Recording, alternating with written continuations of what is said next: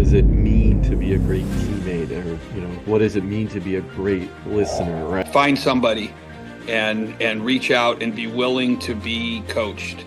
As a youth coach, it's not just basketball, it's not just dribbling, it's not just shooting. It Absolutely. is listening to you.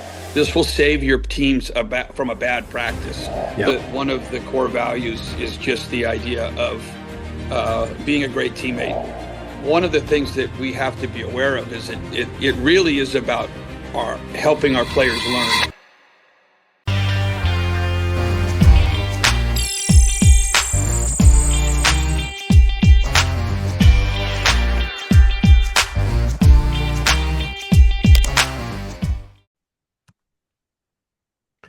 Welcome back to another episode of Coaching Youth Hoops. I'm your host, Coach Bill Flitter. Today we are joined by veteran and I guess a guest of the show, two-time guest of the show, Coach Powers. He's the Yep, boys coach over at Acalanes High School in the Bay Area. Coach, welcome. How are you? I'm doing great. Anytime I have a chance to talk basketball is a It's a good good time day, of the right? day. So I'm very excited to be here, honored to be on your show. Coach, you started coaching 30 years ago, and you've been teaching for 29.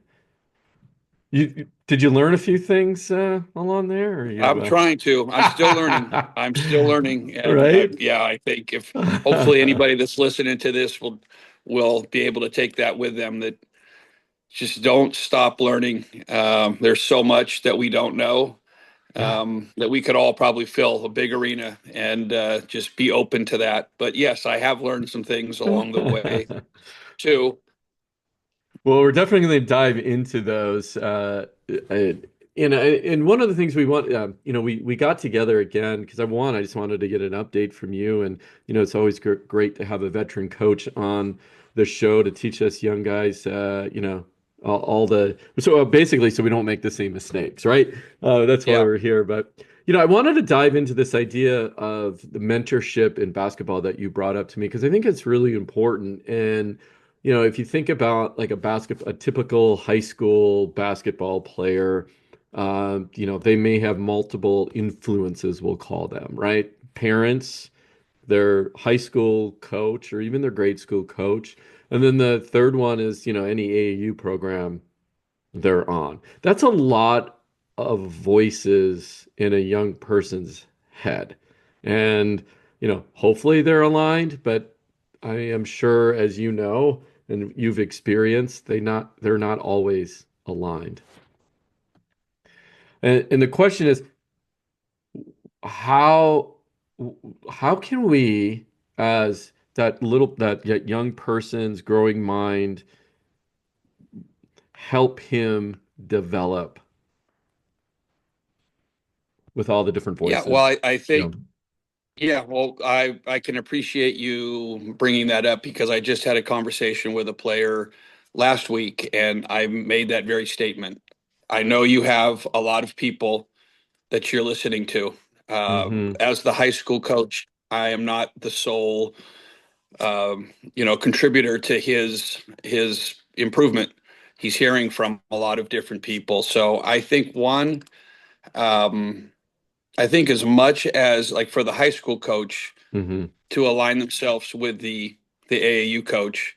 And for the AAU coach that's listening, I think it's important that they try to reach out to the high school coaches that their players are feeding into, because it doesn't do the athlete much good if he's getting a lot of different ideas.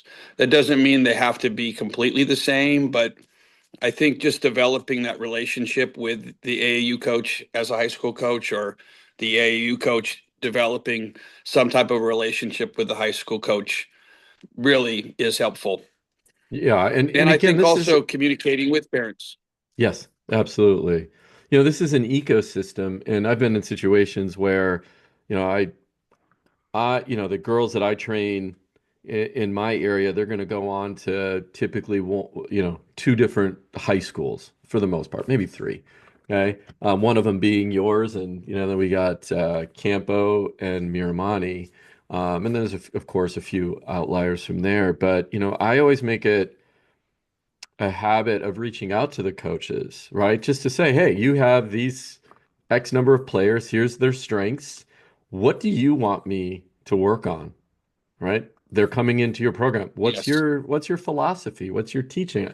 Because as an AAU coach, I don't have, and maybe I'm not putting myself on a pedestal, but I don't care because I approach it differently, right? I'm thinking about the child. What's best for the child, right? Is coming up. And I want to teach them the basics. As I always tell my kids, I don't, yes, we have a set offense, but it incorporates so much that it doesn't matter what you play in high school because you're going to use these tools that I'm teaching you and whatever offense your coach wants you to run. So, I think it's just important as an ecosystem we work together versus keeping this thing in silos or even, I've gotten snubbed by some high school. I've been a high school coach, right? I've been a high school coach at some of the best programs in the Bay Area too. And it's like, oh, you're just a fill in the blanks, right? That's the Yeah, attitude that right. I get, which is, that's not the way it should be. No, and I think that the idea, and certainly you can't coach if you have 10 girls, they go to three different high schools. You're not going to be able to, Yeah, help everyone specifically, but correct. it Yeah. is a different deal for you because as an AAU coach, you really are working just solely for the kid, like you made that point, like you don't really care, like you're just trying to help develop the player that you have. And it's different for a high school coach because a high school coach is working for his or her program. So that even just in uh, the baseline level, an AAU coach and a high school coach have they're working for different groups. Like you, as a high school coach, you are Right. working for and wanting to help each individual player, but you're also trying to build the high school's program. Yep. Whereas a AAU coach, it's a little bit different where, you have a closer relationship with each of the individuals. Um, and so I think just putting that on the table and realizing that there are differences and the more this, I think, adds to the communication that it just helps. Ultimately, it helps the player Yeah. because the worst case situations are when the high school coach and the AAU coach are just so far apart, or the AAU Yeah. coach comes and watch the kids play in high school, and you know what's going on, and this coach doesn't know that, and and maybe somebody feels good when they say that in the moment, but really who is getting hurt is the player that's caught in between because they're trying to do right for their AAU coach. They're trying to do right for their high school coach. Yeah. And the closer the relationship you have between the high school and the AAU coach, you cut a lot of that stuff out, which is really only an ego. That's only an ego thing that why coaches might even come into a gym and say something like that. Yeah. So as we want our players to put their ego aside. Coaches, we have to do the same thing. And my ego my ego certainly allows me to have my players play for other coaches. I think it's a good thing that they're playing for other coaches. I respect the coaches that they're playing for, and I do take time to try to build relationships with those people. Right. Um, and yeah, at the end of the day, we are trying to help make the most healthy, functional situation for the athletes that are in our programs, whether it be Yeah. AAU or whether it be high school. Yeah, no, that's absolutely right. We got to put the focus on the players, right? Not on ourselves. Uh, yeah, as we're talking about, mentors and being in their ear, there's some situation, and that our area as well as I do. It's like you can easily go one school to the other, right? So it's not that difficult for a student living or a child living in my town of Moraga to go to Akalani's, although they should go to, Your Money or whatever, right? So with that being said, it's, you know, they'll ask me, from a player perspective, right? Or from a team Mhm. perspective, where do you think I fit in the best? Or questions like that, right? They'll ask me, and of course, I'm always delicate with that situation and ask them lots of questions back about, well, what are you trying to accomplish? What are your goals? What about academics? Where does that fit in? Are there, so don't make your decision based on the team because one, your career could be cut short for whatever reason, and now you're going to that school where you may not fit into the community, or your friends are going to a different school and you only had your basketball friends that went to Right. that school, you know what I mean? So, um, it's again, it's an ecosystem that we just all need to participate in with the focus on the player. But let's dive into your values. So I'm assuming 30 years coaching. I just say Over one other thing about the Oh, mentorship. oh my gosh, absolutely. Yeah. It is.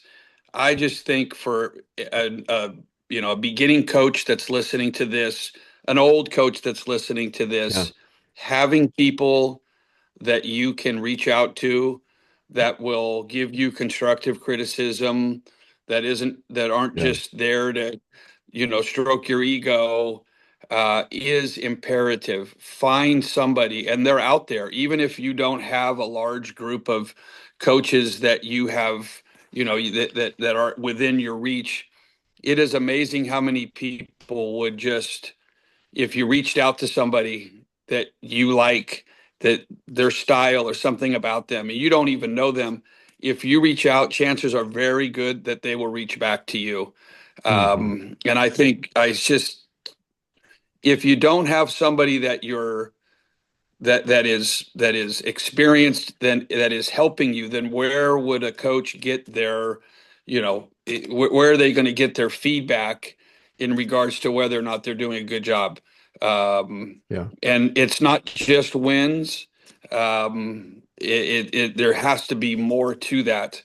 So I just encourage coaches to find somebody and reach out and be willing to be coached. And I think they'll find that they will be more confident. They will improve as a coach. And as much as we can be introspective, retrospective, I think we're doing our teams, our programs, our community a really good service to be that Yeah. type of coach.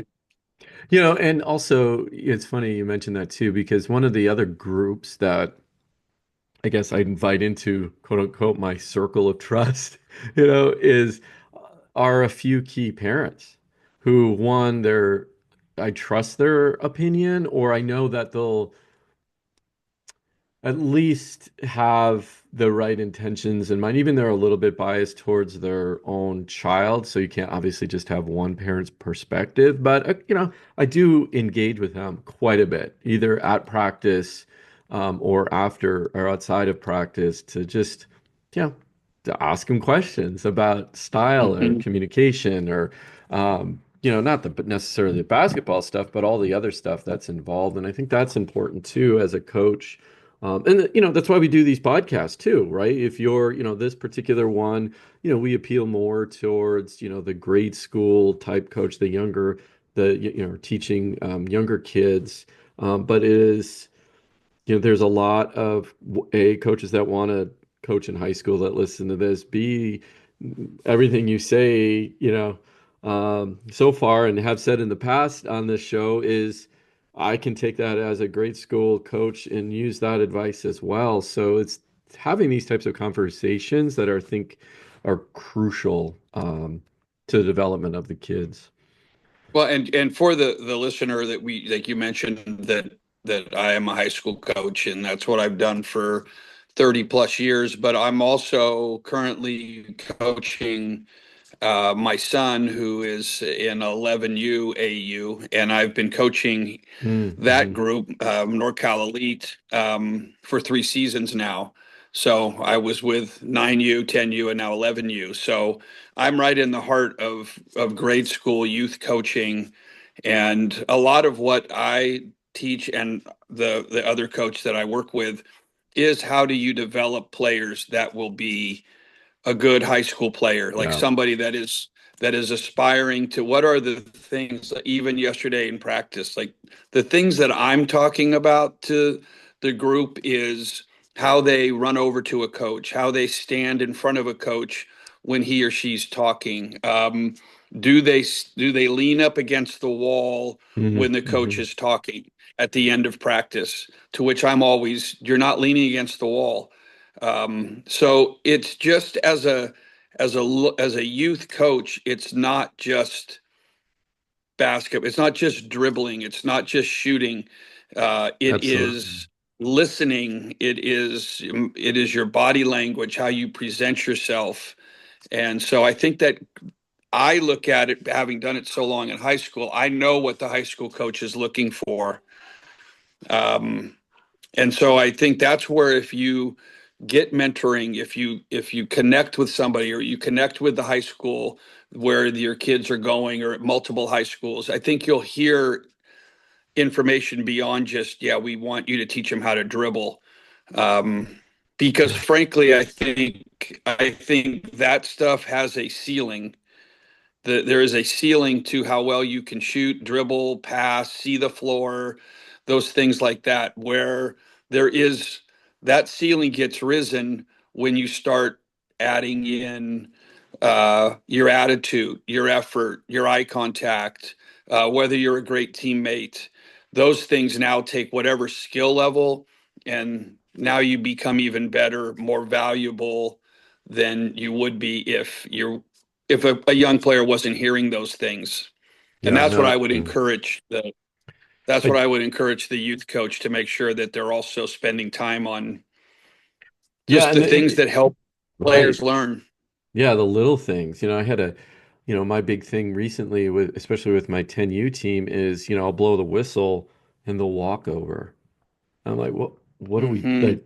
I'm not waiting for you. Like, when I blow a whistle, you come running over. And I explain why. Why Right. is that important? It's not just because I'm trying to be, this authoritarian. It's like if this were a game and we called a timeout and you're walking over, I'm losing 10 seconds of my 30-second timeout, right? Right. And then you're going to get Exactly. water and then you're going to, right? And then, so, you got to sprint over, right? We're in training. Or the the one that got me yesterday, I have in kind of the other way, I've been coaching this as a 14U team. I've been coaching them for several years and they get to the point where they get comfortable with you, right? And to almost to a point where it's too comfortable and they I had 10 girls. And we were struggling with Indian bound play. So I had 5 on O on a shell drill, right? And then 5 were sitting on the sidelines or baseline.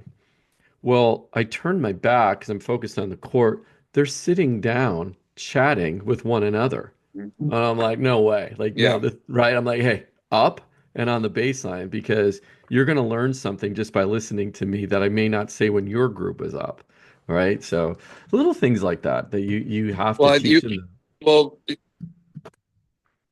you saying that, and this is hopefully a takeaway that somebody doesn't have yet as their part of their coaching bag would be that is such an important thing that you're teaching their bill. Like they have to understand if I'm talking to one player, I'm talking to everybody. Yeah. And that needs to be reinforced because if it's not reinforced, then, that whole idea, whatever you do regularly, then it just becomes a habit. So Right. then if they're Yeah. standing on the sideline Yeah.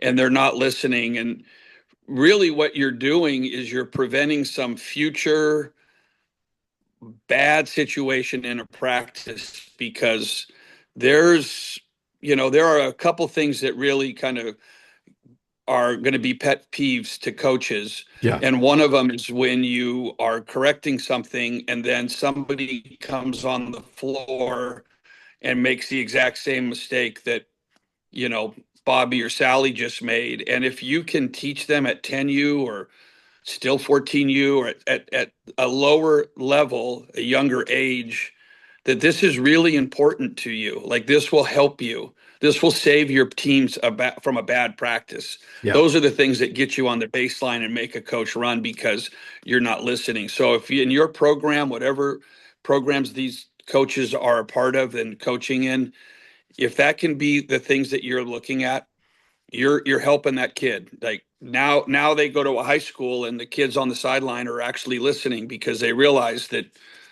he is or she is talking to me as well as the person that is that's being right. Yeah. focused on.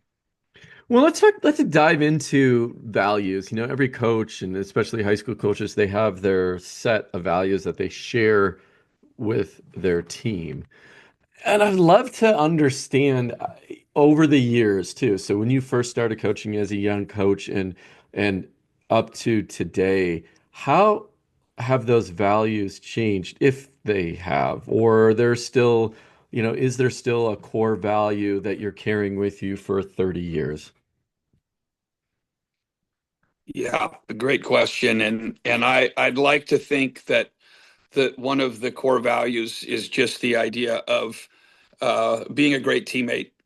That is something, and that's on all of our. It was something in my earliest days, and today it's basically on every scouting report at the end of the report. It will Hmm. be a great teammate and make tonight a great experience for your teammate. And it's just the beauty of the game when people are connected together is, it's what makes basketball such a beautiful sport. So that is one of the core values that we have is just working hard at being a great teammate. Yeah. Um, Another value that has wasn't so much early, but is much something that we focus on a lot more, and that's just the idea of listening, Hmm. and being a great listener.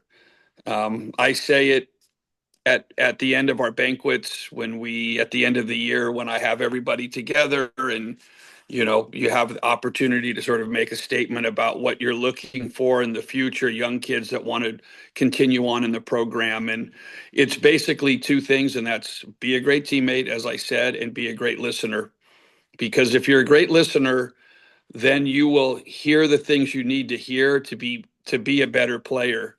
And then if you're a great teammate, then as you excuse me, as you understand what it takes to be better, now you bring people along with you.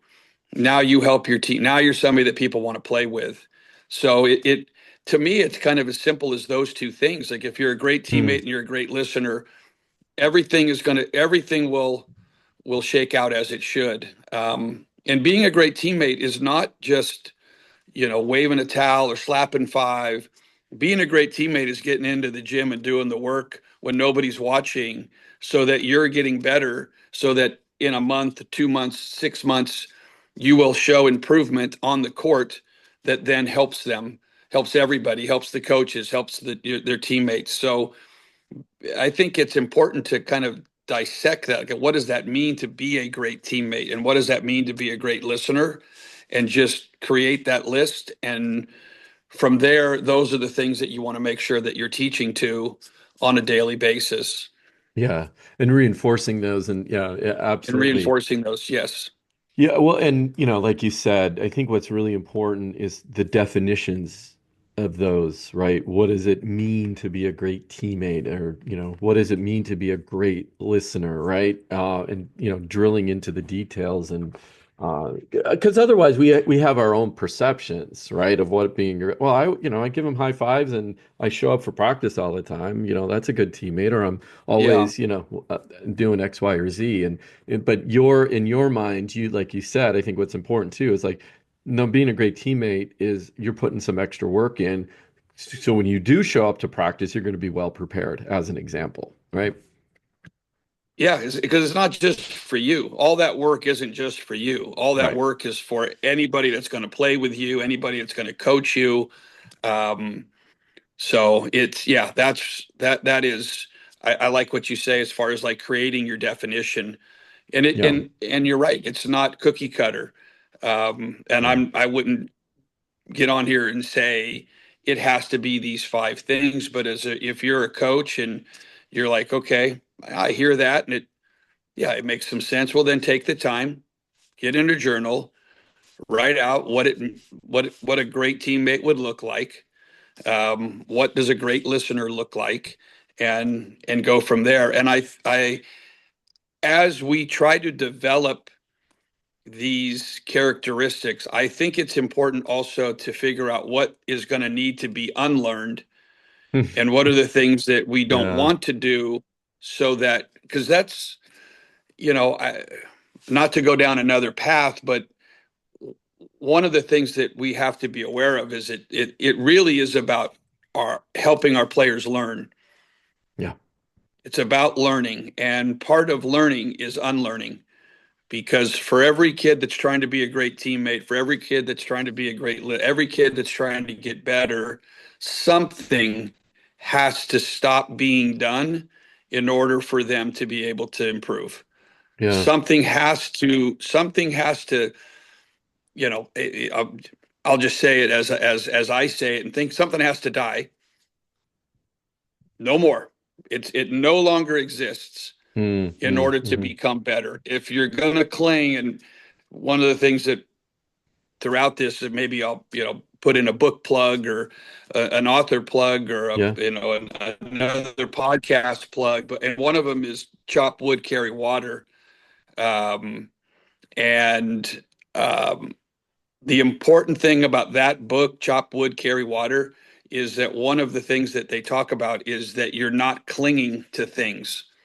You don't want to cling to things. As we cling to things, it makes it hard for us to move forward.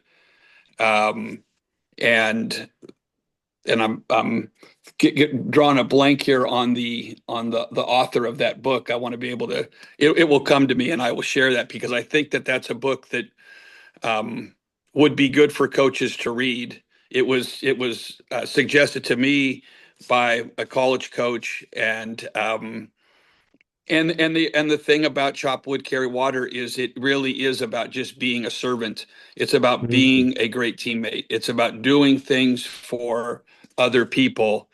Um, and then that's where we will gain the greatest amount of pleasure, satisfaction. Interesting. This feeling of accomplishment is by helping others. Joshua Medcalf is the author. Metcalf, yes, he's Yeah. written he's Yeah. written a lot of really good, and they're all kind of written in parables and stories, and Mm. um, but that would be, if there's a coach that's looking for a book that's going to help him or help his or her team. Yeah, chop wood, carry water. Oh, I like that. I'm gonna add it to my list. The other one that I read recently, well, it's been a while, but again, a parable. John Gordon's book, "Row the Boat." Yep, That's another good one, and that came out of the Minnesota Gophers yep, football yep, coach. yep. That's another good one. And make Energy sure bus, everybody's like rowing the oars in the same direction. Like that's right. Yeah. and Yeah.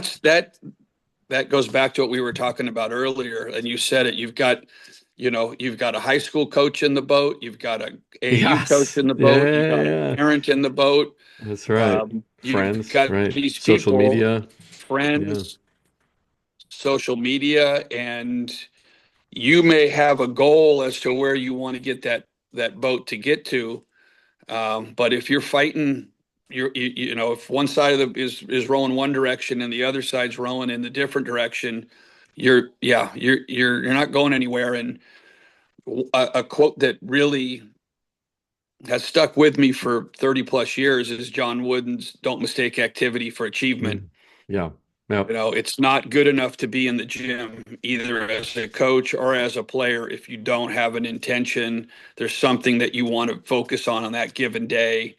So, yeah, just because you're on a boat and you've got all these people in there, you're not going to get where you want to get to if No. if you've got people going in different directions. And No, that's a good analogy. Yeah, no, absolutely right.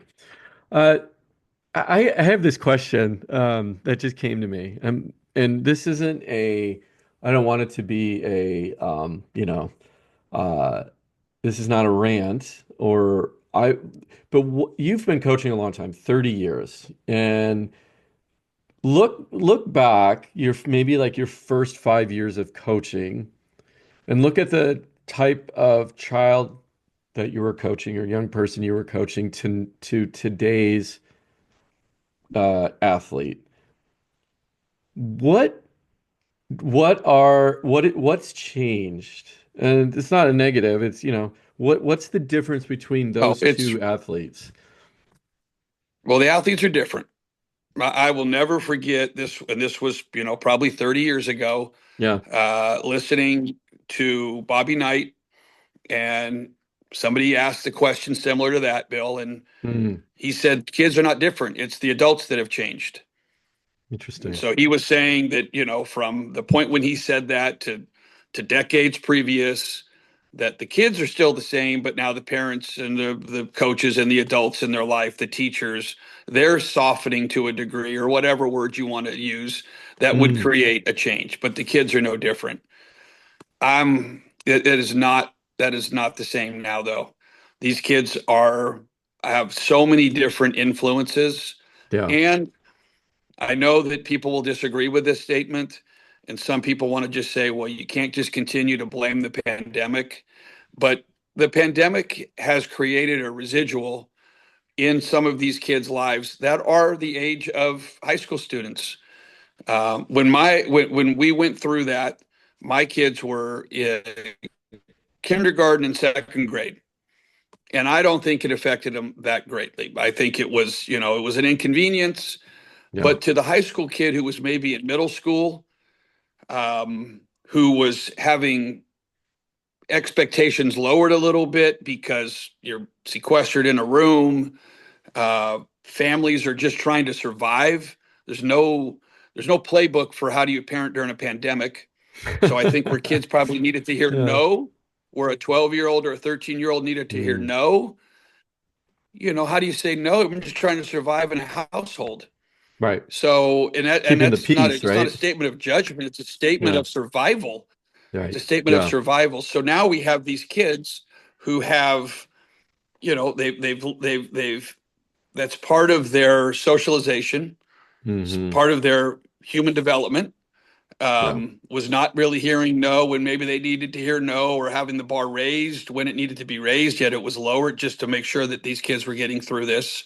Hmm. Now you talk about, you add the social media, and Yeah. you add this attention deficit that is happening because it's all quick dopamine, it's all just quick hits.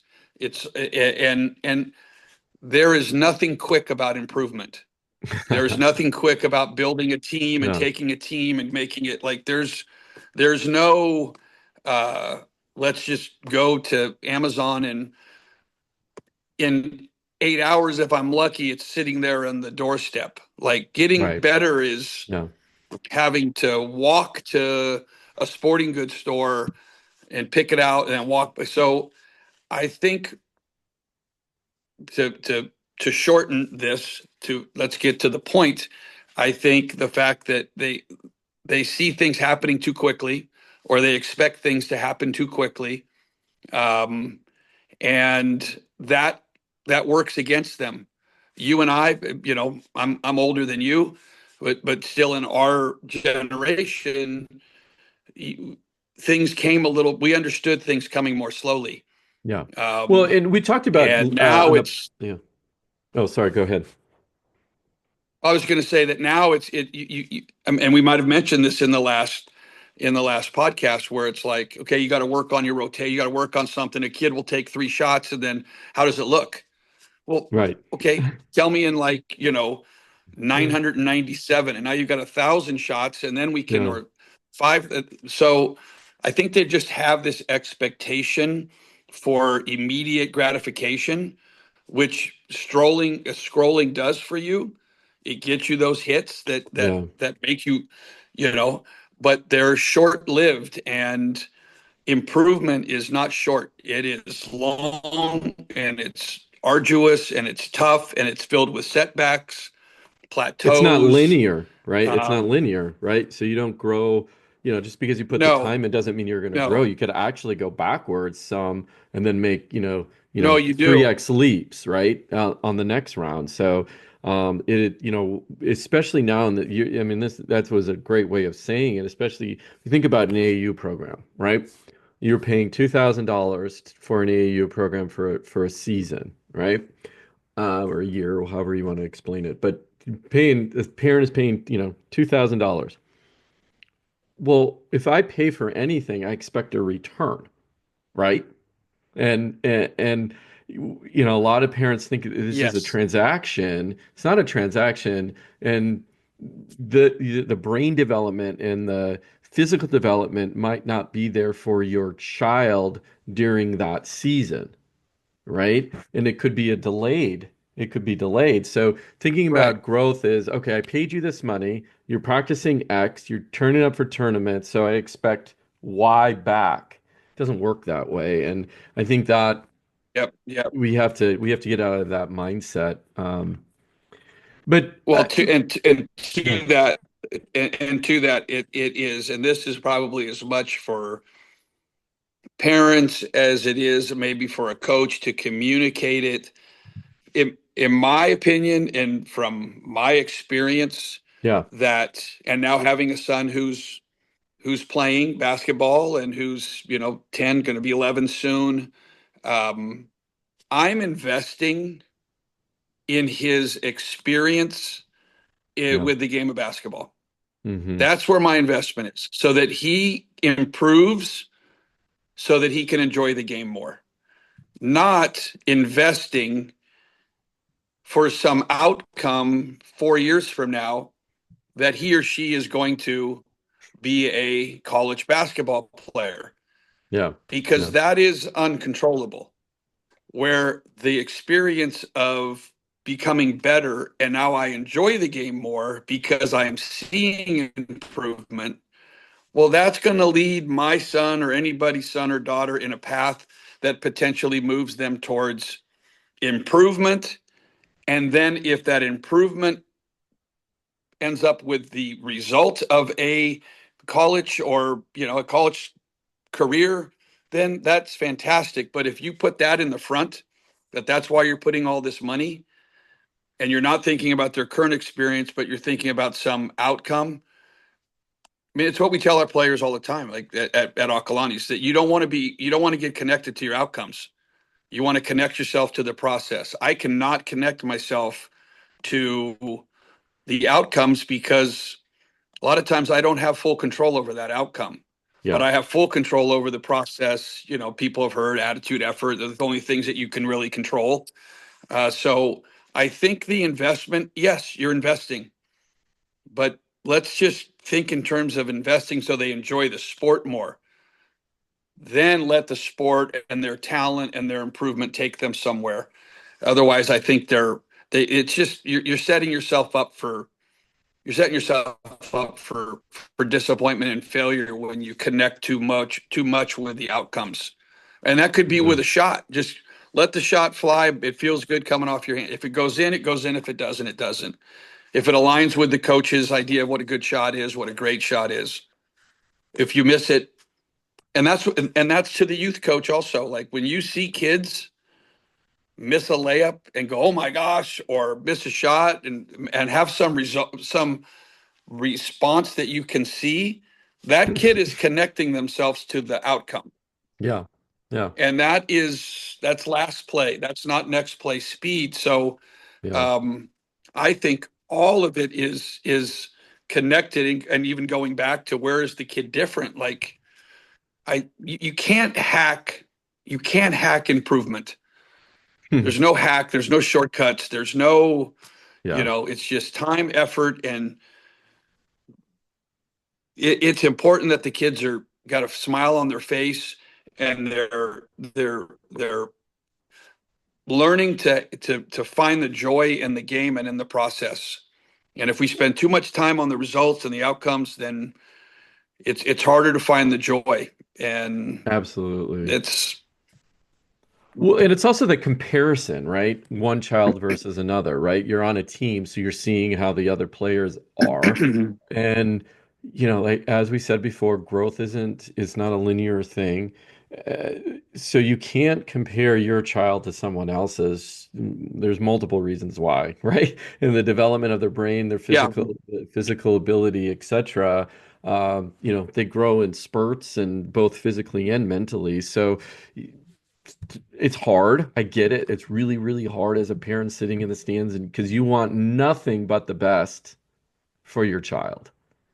And and Yes. and then but it, anyway, it's hard. It's easier for me to say that, but it's Well, hard. and I think that you know, the beauty of your podcasts and podcasts in general is that you can just go down these paths that you weren't really intending to go down, Yeah, right? And that's exactly. sometimes I that's your know. greatest find in the podcast, right? Yeah, yeah, that's right. Uh, Yeah, yeah. I've coached for so many years without a child. I'm older. I'm 63 years old, but I have young kids, and Hmm. so the majority of my career was not with a child that's playing basketball. Mm-mm. And so I for if you're a young coach and you're doing this and you don't have children, you cannot understand how hard it is to be a parent as you Yeah, watch your child play. And yeah, that's what I'm learning that now, and it's helping me as a coach that it is hard.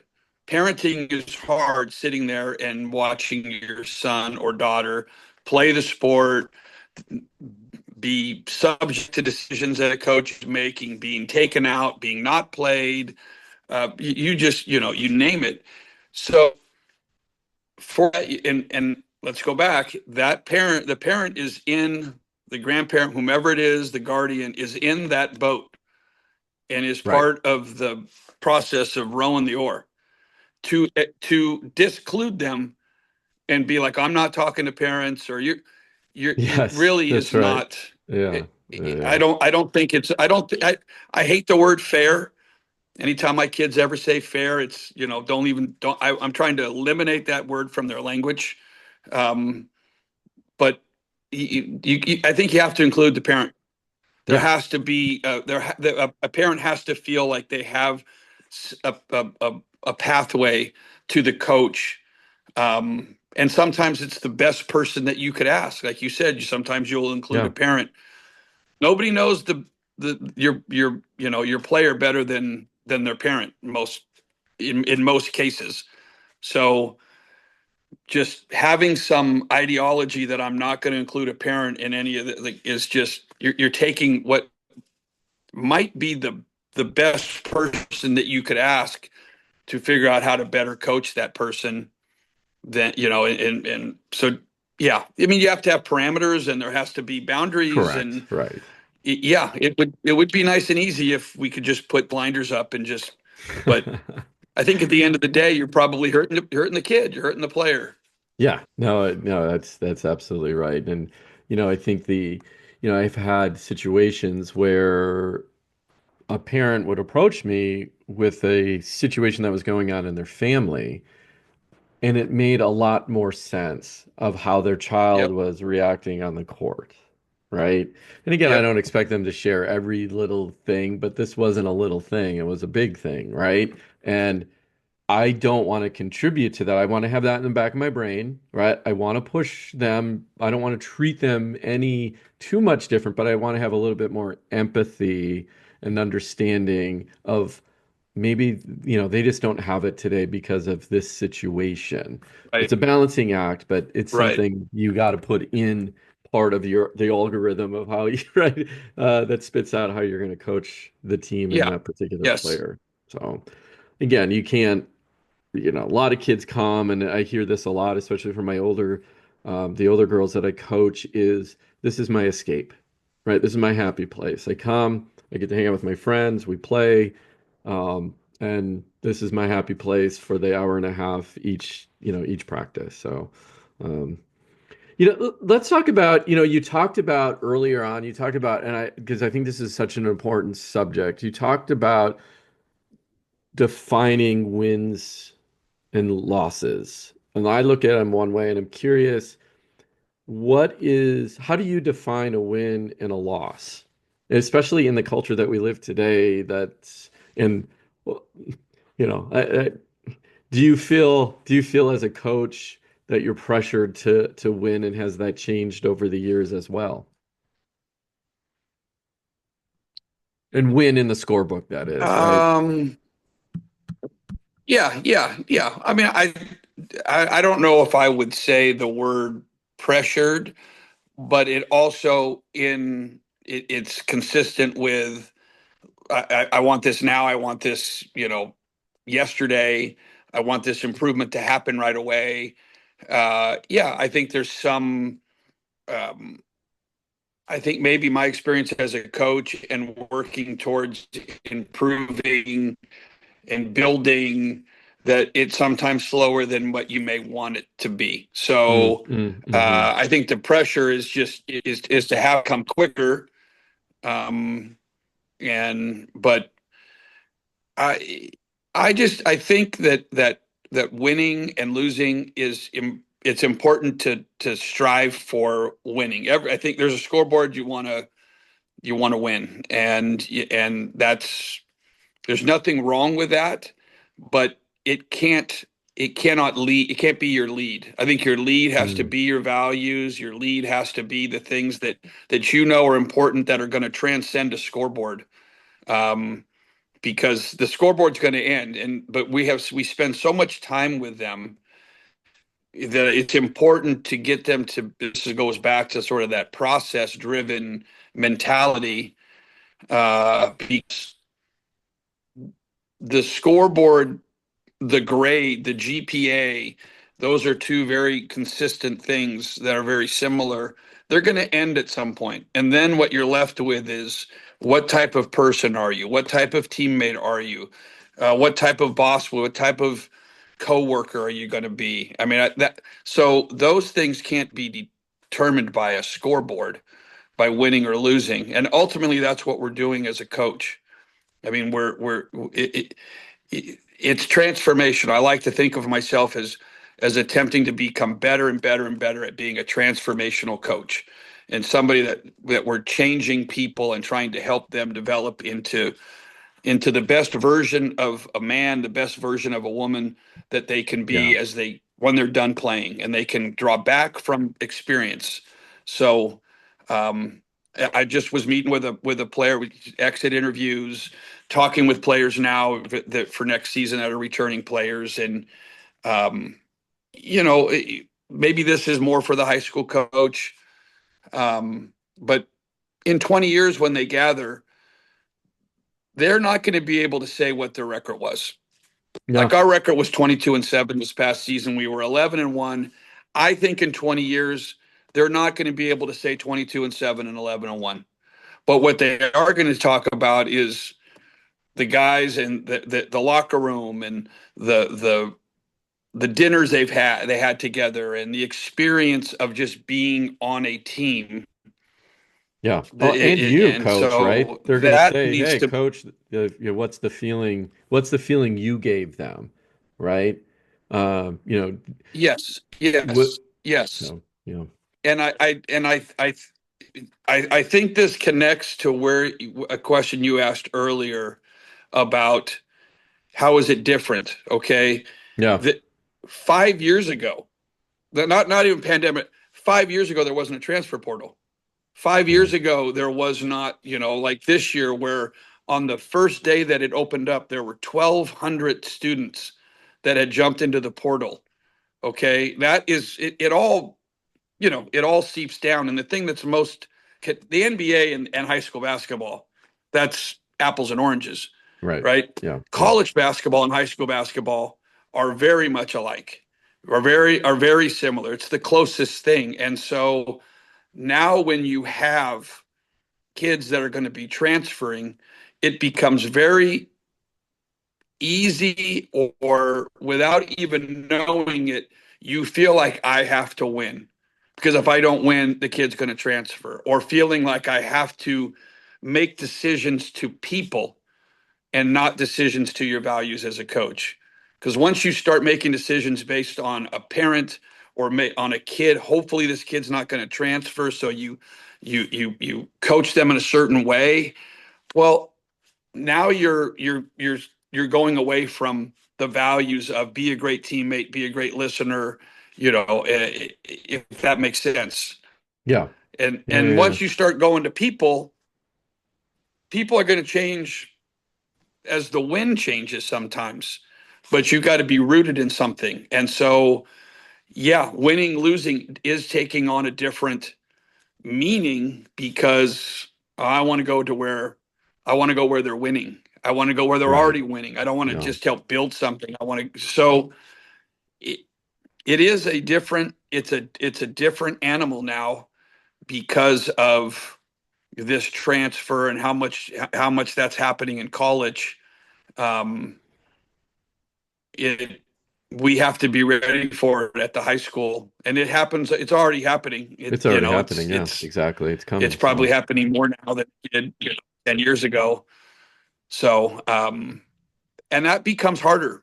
And even for myself, as I look at myself as I'm moving forward, and all these years, I'm looking at some recalibration of coaching and making sure that I'm not drifting away from my values mm, and moving towards winning as the most important. Like here at Akalani's, we hadn't won a league championship in 18 seasons, 18 years, mm, 2007. And I'm so proud of the fact that this group has won a league championship and has set us on a different course, but I can't go down this course and be true to my players, the program, the game, if I start moving and thinking, well, it's more the winning than it is about these values that because the values are things that you're rooted. Those are the things that are ground that will ground you. And over time, and if you invest into yourself as a coach and in your improvement, your values are probably not going to be illegally recruiting and treating players poorly, yeah. right? That's not Yeah. going to be your values. Your values are going to be rooted in what transcends the game and what makes them better people. So just coach, just stick to the things that make them better people, and over time good will happen, and you'll feel your pillow will be a whole lot softer when you put it on Right. put your head on it at nighttime because you're teaching to values that are important for the human, not just the basketball player. Well, what systems or whatever you want to call it have you put into place so that players know that they're valued? They're not just, contributing their athleticism to the program. Yeah, I think time, talking to the players, Hmm. reiterating importance. Sometimes it's coaching the kids that maybe aren't playing that much, coaching them hard at times so that they know that they're not just being forgotten about, or they're not as their value isn't there. I think it's time and communication that is the greatest system that you can have to know that everybody has a value um, on a team. Yeah. It's funny. I was one of the things that, it's like as a coach, like you, I'm always trying to improve. I overthink about, am I teaching them the right things? Oh my gosh, we laid an egg in this game. I blame it on me, like, because I wasn't prepared, so I didn't prepare them, right? And but I had this moment the other day with a couple of the players when I knew that, that stuff doesn't matter. What matters is how am I as a coach and overall, and what experience are they getting out of it? And I knew that I crossed this uh, uh, I guess, threshold with them of when they invited me into their world. And what I mean by that is they pulled me aside and said, Coach, will you do a TikTok with us? And I'm like, and at first I was like, I hesitated. Then in the back of my head, I remembered everything I told them.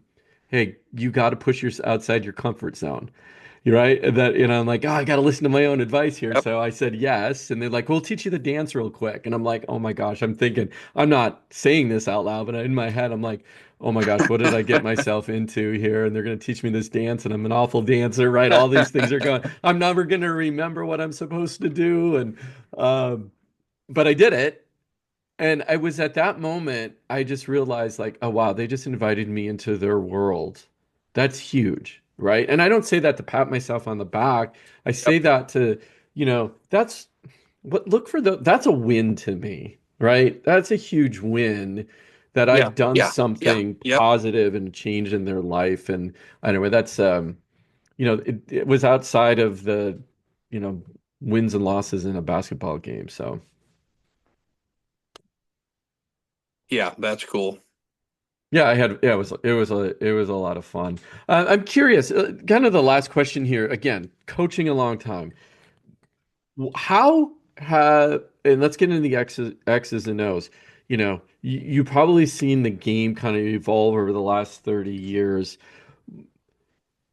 Where has it gone in the last 30 years of what you're teaching now versus what you were teaching then? What are some old thinking that we just have to get rid of because it's old thinking and this is the new quote unquote basketball? Um, yeah, it's an interesting question.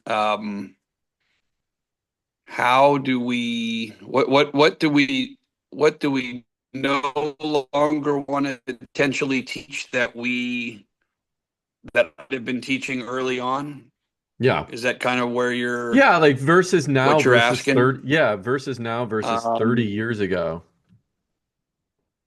I think one thing that, and it's maybe not just necessarily X and O in the, because I don't think there's a lot of, I mean, basketball is spacing, timing, and angles. Yeah. Hmm. Slice it any way you want to slice it. That's what basketball is. Timing, spacing, angles. That's what you're teaching. That's what you're working on. Um, I think that I think we've coaches have given up some control in the way the game is played, either with the speed of the game, the pace of the game. So I think that I don't know if we do how much service we're doing for a kid if we are controlling every possession, calling plays every Mm, time, yeah, um, because then you're kind of teaching the play rather than teaching them how to play. that's right. Yeah. So I do feel like the game has opened up. Don't please no one ever come to me and say Steph Curry's hurt the game. Um, Steph Curry has not hurt the game of basketball because of his ability to shoot the three. Yeah. Um, that I would agree with Bobby Knight. If you're letting your kids take bad shots, that's your fault. That's not Steph Curry's fault. Like if you're going to Yeah. look at Steph Curry and say he somehow has affected, you mean that is a guy that just watch Steph Curry just watch him. He's never out of balance. He's never complaining. He plays with a smile on his face. Yeah.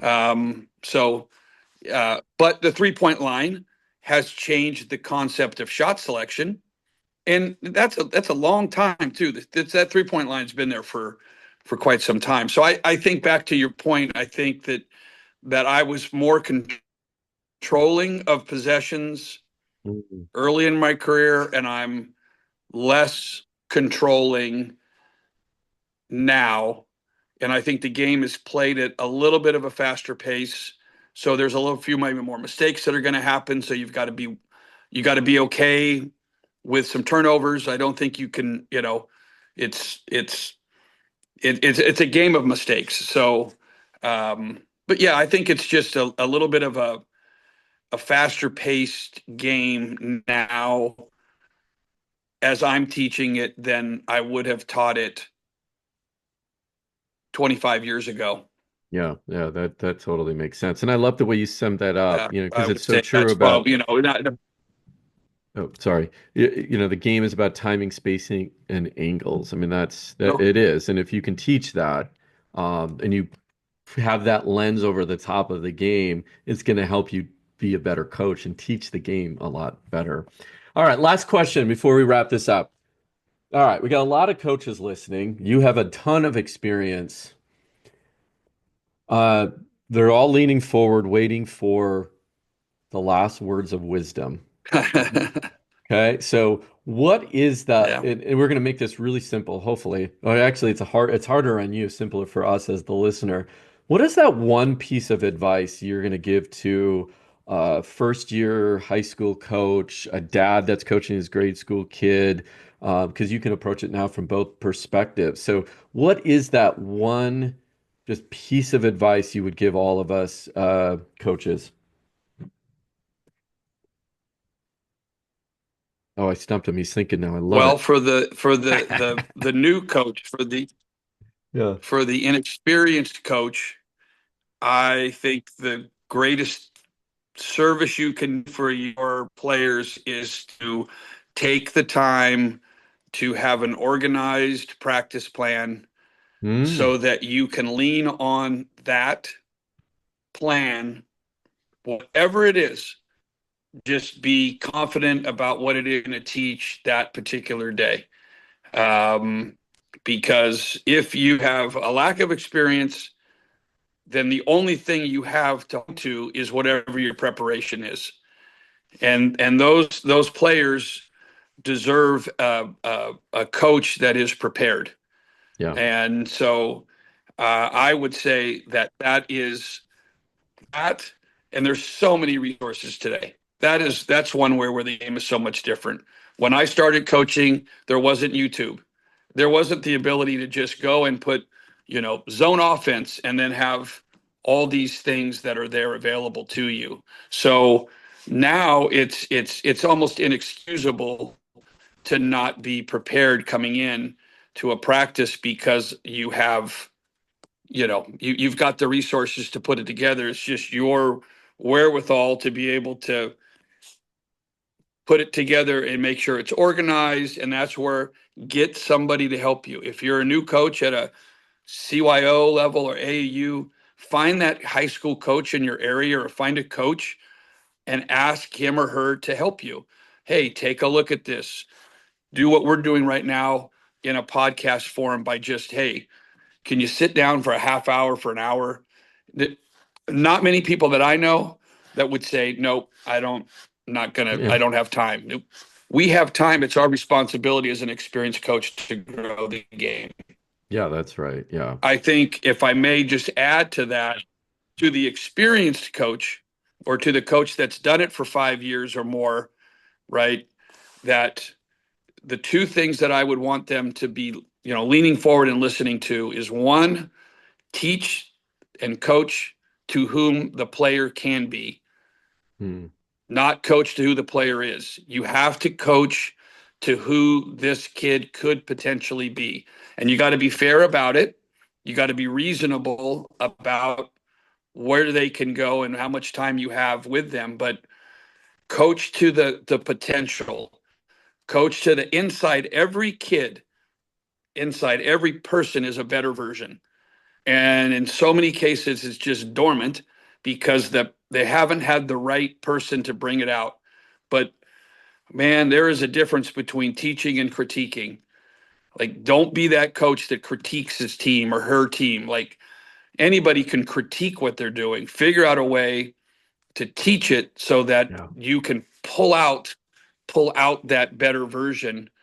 And the second thing would be teach intentionality, teach intention. Help your players learn that they have to come in. Well, I put it this way to our kids when they come in for open gym. When you leave the gym today, you're either going to be better or you're going to be worse. Hmm. You do not leave the gym neutral. So you have your kids for a certain period of time. When they It's leave good and walk out of that perspective. gym, they're either better or they're a little bit worse. So, how do you determine that they can be better? Intention. There has to be a focus on helping them be intentional about the work that they need to do. And then you, as a coach, being intentional about what you're going to teach that given day, and not just be, well, they're here and they're working and they're sweating and they're running. They might be going in the opposite direction of improvement because they lack, and it lacks intention. So the most inexperienced coach, get that mentor, get that high school coach to help you do whatever, put 10 minutes or 15 minutes into figuring out the drills and the YouTube, and then a half hour into making sure it's a good plan. Put more time into your practice plan than actually what you're going to be teaching Yeah, within it. That experienced coach to that player that's in there, coach to that dormant version that is just waiting for somebody to help bring it out, and coach with intention and help your players be intentional about their improvement. And there's good will happen. for Good will sure. happen. Well, and you know, you're setting me up for a great plug for you if you made it this far and you're a youth coach, and we got practice plans all done for you. So go to coachingyouthhoops.com, and all you got to do is download links to videos, and it's all planned, a whole season planned out for you. So you're absolutely right. It's not a shortage of resources, it's a shortage of organization. And that's what we always talk about here. So uh, Coach, this has been absolutely amazing. I appreciate you coming back and sharing your wisdom with us, and again, just being a giver and doing what you're doing for the kids is absolutely amazing. And honestly, to be doing it for 30 years, did you ever think that would be 30 years of coaching? Yeah, no, but it's 30 years feeling like it's year one. Like it's just, I So think, true. yeah, Yeah. I'm so excited to keep learning. So be a lifelong learner and coach with a ego that doesn't get in the way. And it's amazing where we can learn. Yeah. No, We just, absolutely. if you have the eyes of a learner, then you'll find it. Yes. Well, we'll So thanks for having me let's on the show. yeah, I oh my appreciate it. gosh, Appreciate what you're absolutely. doing. You know, we'll have you back on when you win your second conference and the state title Got next it. in You got it. 2026, right? Coming up. So You got it. no pressure, coach. No pressure. All Well, right. no pressure. Okay. Thank you very All much right. for Thank having you, me. And coach. All right. if anybody needs any information, they can reach out. And I'm willing to help anybody that needs some. yeah, tell us where they can find you, and we'll put it in the show notes as well. Yeah, you can email me at billpowers2023 @gmail.com, and Perfect. I will respond. And if there's something I can provide to help, I'm more than willing to do it. All right, coach. Till next time, we'll keep on doing what you're doing. We Yeah. appreciate you.